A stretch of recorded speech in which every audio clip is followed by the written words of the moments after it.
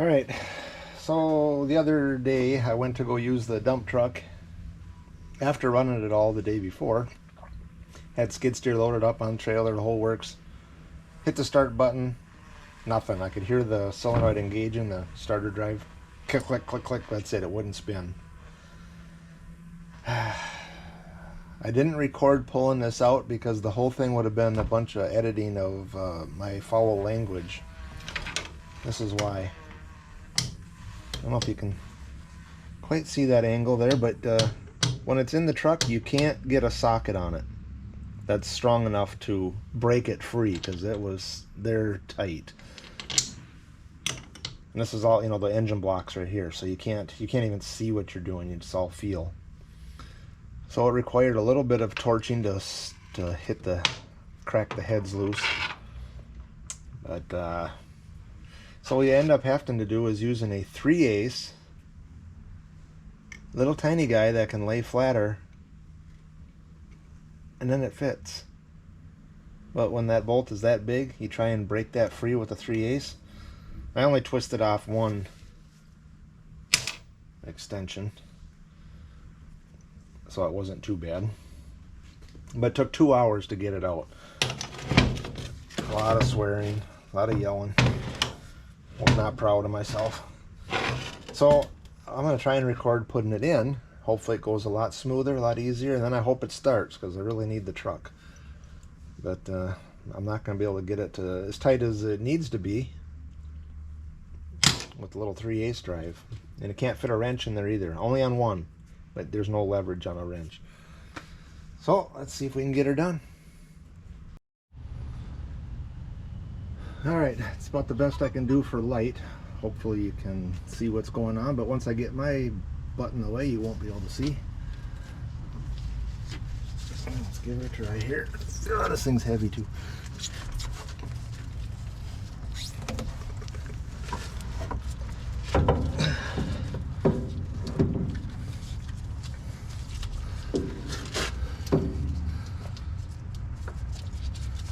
Not much room, let me tell you.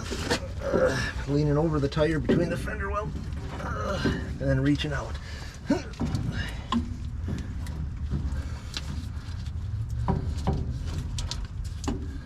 I get this little guy on there, I won't be able to get to it once the starter's in place. Little 3/8. The bolts for this guy, there's 3 of them, 12.9/16. Nobody has 12 points anymore.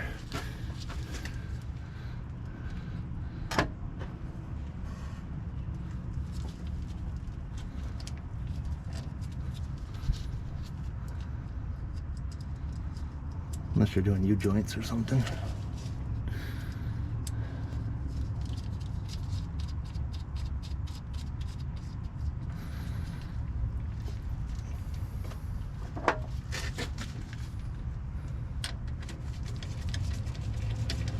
So I ordered a starter for this. Over 400 bucks my cost. So I thought I'll take the old one to a interstate repair shop in Centuria, Wisconsin. Dropped it off yesterday, called me today, completely rebuilt everything. Bushings, bearings, throw out, everything. For a starter drive. Pretty awesome, pretty reasonable too. Alright, let's see if I can get it up in there. I'll put the best bolt in the back. Some of them are a little deformed from the coloration here from my torch.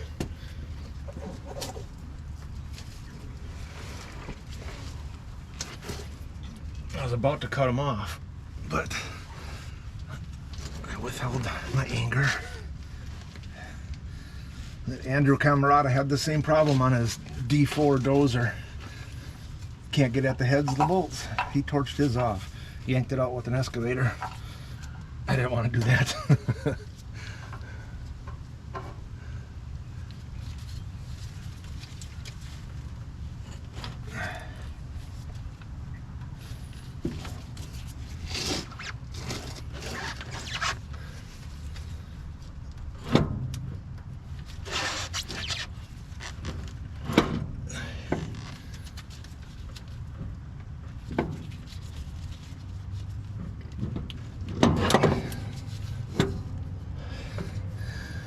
did pull the throttle linkage down too so I could get it out.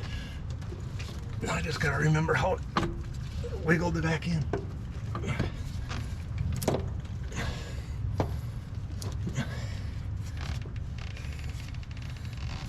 Did I mention there's no room in here?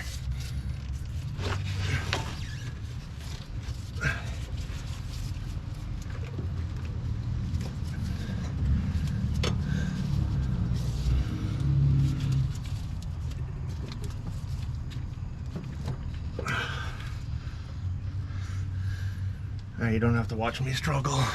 You can look away, or I'll just pause it. Hold on. It's getting closer. Still no room. That didn't improve any.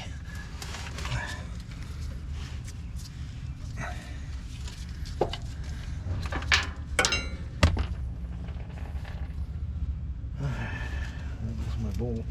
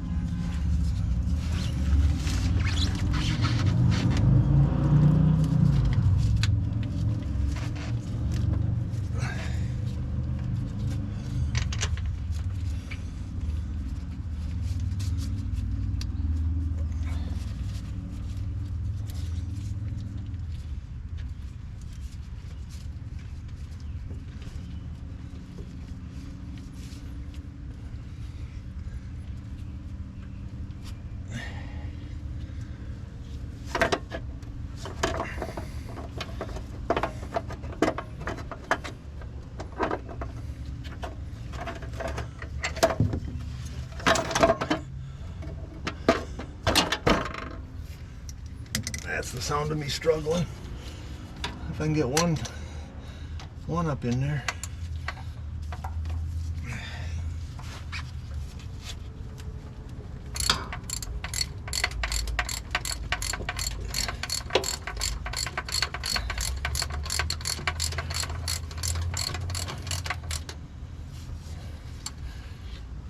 Definitely don't want to pinch it in there.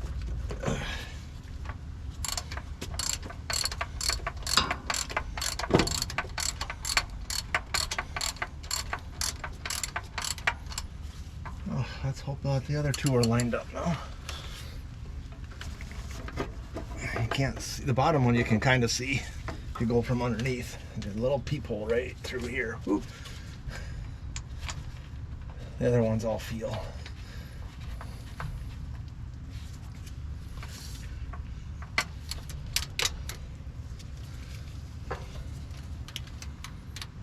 Great design. Thanks Ford or International or whoever did it. Even with the 3/8, the bottom one does not line up straight, so you got to kind of pinch it on the side a little bit.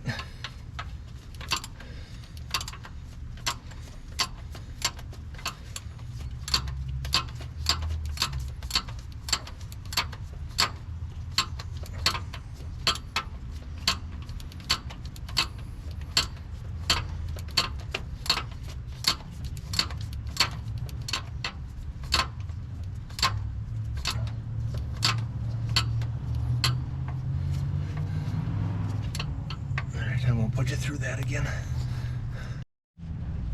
I got two. Third one you won't be able to see if I put the camera right on it. All by feel. Hopefully it goes.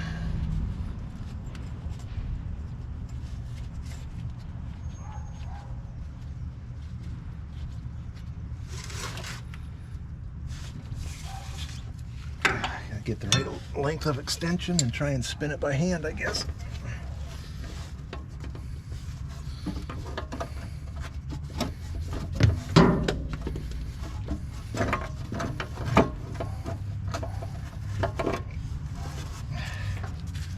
Alright, I gotta find it.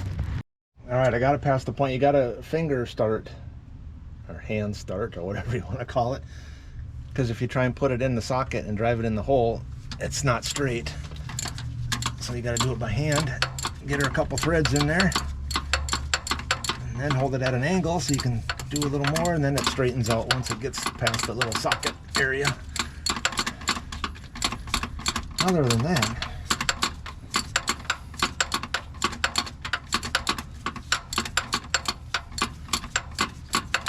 maybe if it was sitting out on the floor or something, it'd be easy to put in, but it's not.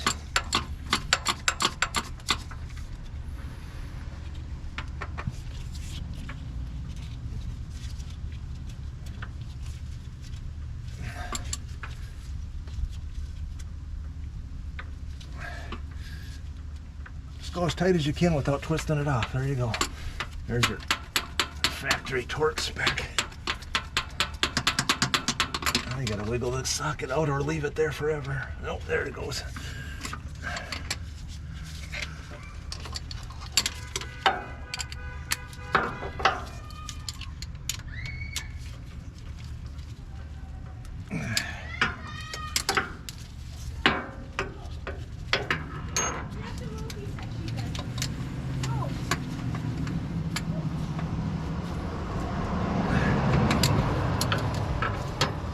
Well, they're as tight as I can get them. Oh, can you even see what I'm doing? Maybe you can't. The big massive 3-into-1 cable, battery cable here. Not a fraction of an inch to spare. No.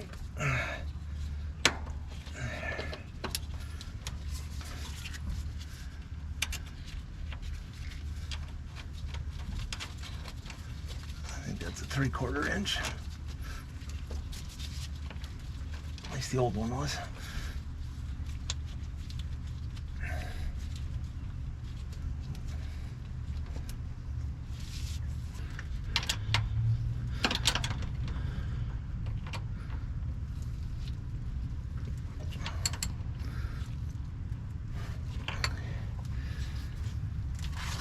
There we go. Now I gotta do the linkage. Might have been easier to pull the oil dipstick tube out of there, but I didn't.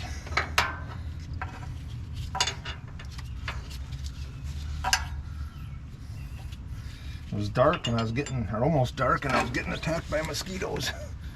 So I just went with what I could do.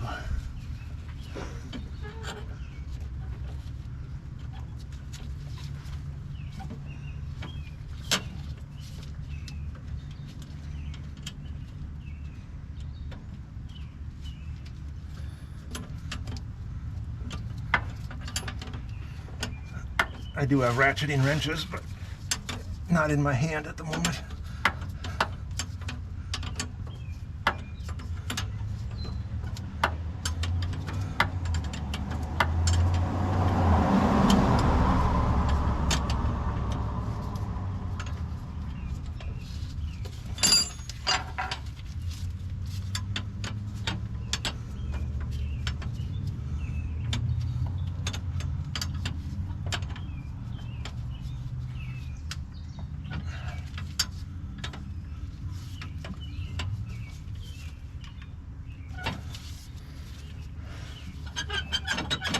All right, that works. Nothing gonna rub. Everything's tight. Not forgetting anything. All right, so like an octopus here, except not 8, but 3-into-1. So they're all parallel, 12 volts.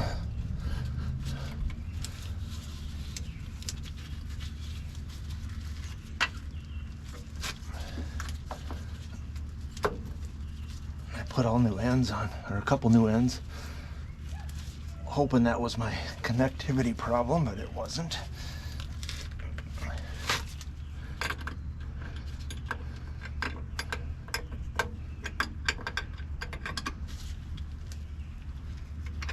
Well, to be honest, I don't even know if the starter, I don't know the starter will work, but I don't know if the motor's any good. It was running when I shut it off. Part of the problem probably was starting and stopping it the whole day. Probably started it 10 times. I know it's not good on the diesels, but had some customers that didn't want noise.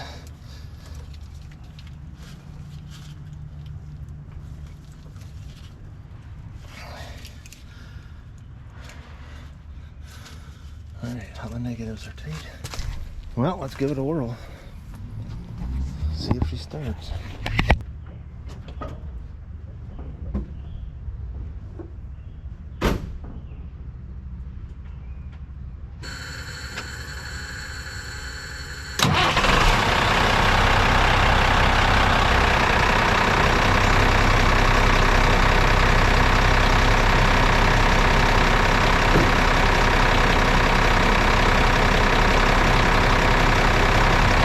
Music to my ear. That's it. Perfect. I can go back to work. Alright, thanks for watching.